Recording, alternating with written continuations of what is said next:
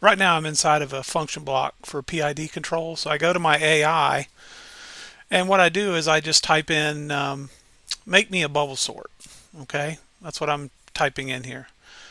And so what it does is I have it linked to my Claude API, and it goes to Claude API, and uh, it's it basically generates the ST code for this, but it also has complete knowledge of GoPLC's ST database as far as the function codes and also the capabilities of the runtime. So it generates this code snippet based on that knowledge. Okay, and it actually gave me several different kinds. Like it gave me one for non-blocking and one for blocking, and you can basically decide which one you want.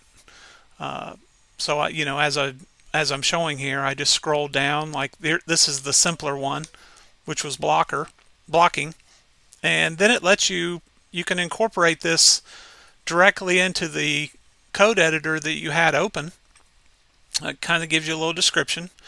You insert code, and so what it does is it put it right where the cursor was, and all I had to do was scroll down a little bit and hit enter a couple times, and that would have been perfectly fine, except obviously this needed its own blank function block page. But it illustrates the idea of how this AI can actually assist writing code for you, which is actually very, very powerful.